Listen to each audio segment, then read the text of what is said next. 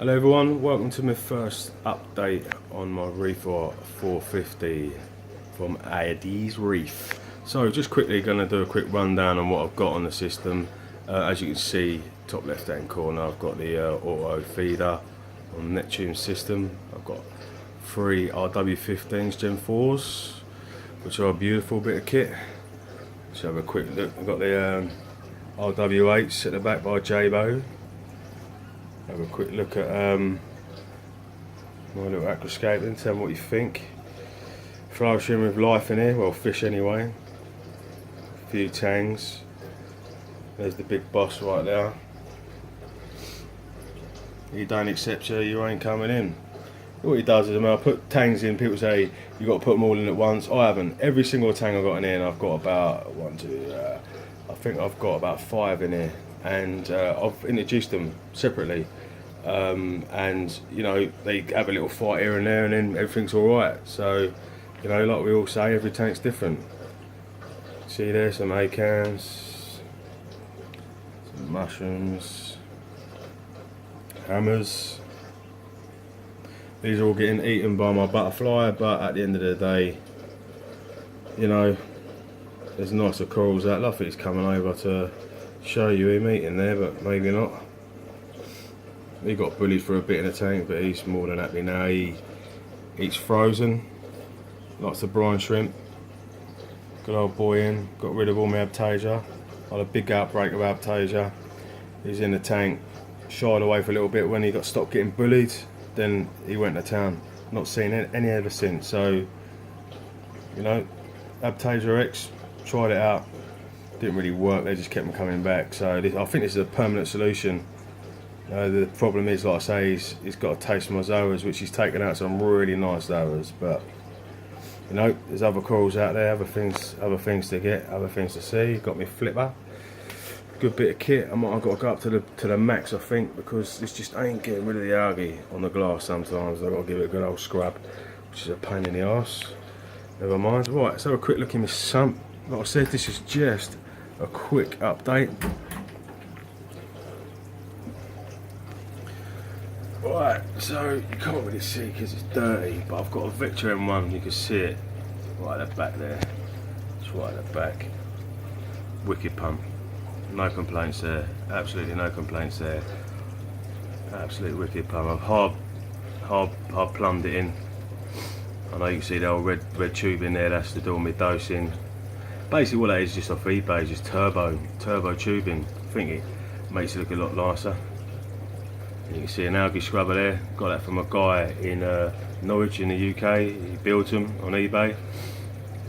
Got a couple of TMC heaters in there, Quantum 160 calcium reactor, which is not on at the moment, I ain't got no CO2. But yeah, got some pond matrix in the back chamber, right in the back chamber. I just dumped a load of pond matrix in there, which was recommended by a mate of mine who owns a fish shop. Don't do me no discounts, I won't mention his name. And there I've got here a battery backup.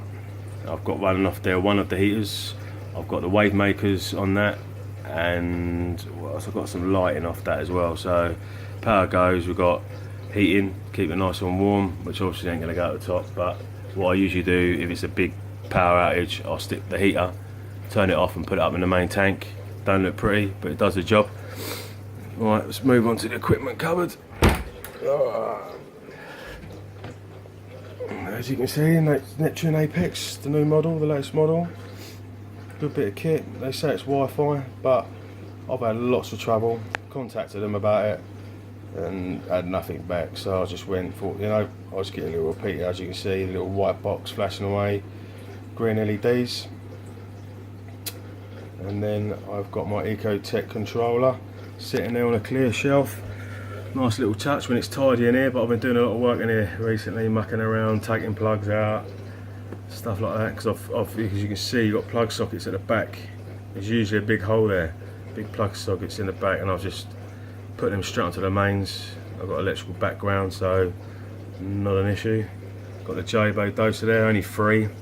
A, B and C, Red Sea ABC program, which is good. Do that for a backup. Got my containers there, which I modded the other day, as you know.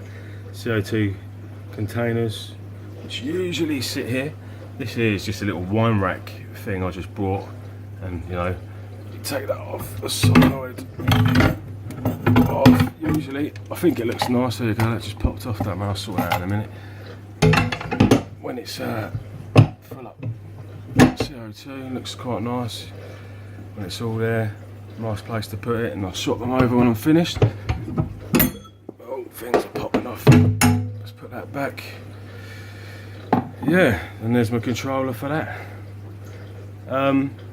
Anything you want to talk about, any programming or anything to do with Apex? I know it's a bit of a headache when you first get one. I've looked into it, done all the research, and there's my Jabo to Neptune Apex converter, which I had to get from the United States because the UK don't sell it. We won't go into that. It cost me a lot of money to get it over here. It doesn't cost a lot of money, $33, but 65 quid to get it over here. So I do apologise, we did end up going into it. That's my controller up there for my calcium reactor pump, which is currently running for my Apex, but I don't think it needs to be in there. I think it just literally could just be running all the time. Hannah checkers down there, got calcium and alkalinity. I test my magnesium as well, which I do with Red Sea, and that's it really. Anything you want to know about the tank, I can go into more depth. I will do more videos, more depth into it, and talk about obviously all the different tangs I've got in there, and Chromus, and how I introduced them and how they got along when I introduced them. So yeah, please like and subscribe, and I'll see you on the next video. Happy reef keeping.